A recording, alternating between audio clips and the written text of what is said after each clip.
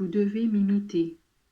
Enfant qui m'êtes si cher, je suis au milieu de vous et je désire donner à votre prière une force pas ordinaire, capable d'obtenir de nombreuses conversions. Je suis le Fils de Dieu, et ma miséricorde et ma bonté n'ont pas de limite. J'aime tous les hommes de la terre, et il n'est pas de faute, si grande soit-elle, qui parvienne à me détourner de mon amour pour les âmes. Aujourd'hui, plus que jamais, il est nécessaire de faire appel à cet amour, pour que la vie se communique à tout le monde. Je suis le Dieu des vivants et des morts, car tous sont mes enfants. Ouvrez votre cœur, et embrassez en lui tous les hommes. Ne jugez jamais de qui est digne ou de qui ne l'est pas. Un bon père donne-t-il son aide et sa bénédiction seulement à celui qui les mérite?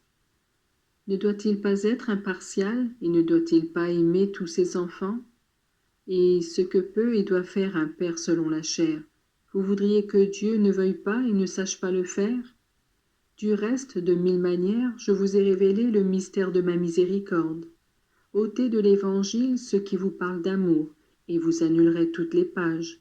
Et l'histoire du monde est une histoire d'amour, car, même dans les jours terribles où la justice de Dieu a dû se manifester, l'appel d'amour n'est pas resté caché sous la réprimande. Je vous parlais du bon pasteur qui va en quête de la brebis perdue, et de la femme qui cherche la drachme égarée, mais en même temps que les paraboles qui me signifiaient, je prouvais concrètement mon amour et ma miséricorde, à tout instant et en tout événement de ma vie, surtout par ma mort acceptée par amour.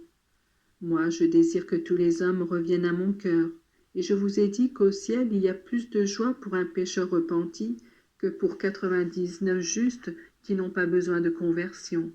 Ce désir de salut doit être le même qui guide votre vie. J'ai vécu et je suis mort pour apporter le salut au monde. Vous devez m'imiter et savoir vivre et mourir pour ce même but. Tout sera transformé en vous si le salut des âmes est votre programme. Qu'arrive-t-il quand une personne est en train de se noyer? Il y a celui qui reste indifférent, celui qui souffre mais n'a pas le courage de se jeter à l'eau, et celui qui, ne songeant pas à lui-même ni au danger au-devant duquel il va, se jette à l'eau et tente le sauvetage. Vous devez être tous des courageux. Vous êtes munis de la bouée de sauvetage qui est la prière. Vous avez auprès de vous ma mère, prête à venir à votre secours. Vous ne devez rien craindre. En utilisant vos vraies richesses, votre douleur et votre volonté de bien, et en unissant tout à moi, voici que s'accomplit le plus grand miracle, la pêche miraculeuse. Non pas celle qui stupéfia les apôtres et fit dire à Pierre « Éloigne-toi de moi, ô Seigneur, parce que je suis pécheur », mais la vraie pêche, celle qui attire les âmes et les conduit à Dieu. Il est vrai que vous rencontrez et que vous rencontrerez toujours des difficultés. Le démon persécute les œuvres de Dieu et y oppose toujours des obstacles nouveaux et inattendus. Si toutefois vous demeurez fidèle au programme que je vous ai assigné, même les difficultés deviendront des moyens de conquête. Qu'il est beau de voir mes disciples tellement sûrs de leur foi qu'ils se sentent prêts à donner leur vie pour en témoigner.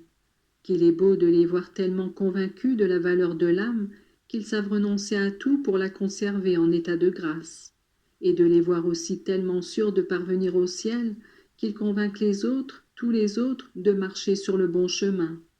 Ainsi, plein d'humilité et de charité, vous allez formant une belle unité, cette unique bercaille où les âmes travaillent pour un but unique. Mes enfants bien-aimés, alors que dans le monde dominent les idoles de la violence, de la luxure et de l'égoïsme, vous semble-t-il étrange que moi j'aille en quête des âmes ferventes et zélées, qui, oublieuses d'elles-mêmes et de leur intérêt, s'occupent de sauver leurs frères? Si même le soleil s'obscurcissait, et si les étoiles tombaient, et si les sources d'eau se desséchaient, et que la terre ne produisit plus une seule tige, moi je resterai toujours égal à moi-même. Je resterai le Dieu de bonté et d'amour, et sans cesse, par votre intermédiaire aussi, j'appellerai les âmes à mon cœur. Je vous aime, mes enfants, et ma bénédiction veut être une aide pour vous, afin que toujours, avec plus de ferveur, vous puissiez accomplir tout le bien que vos forces vous permettent de faire.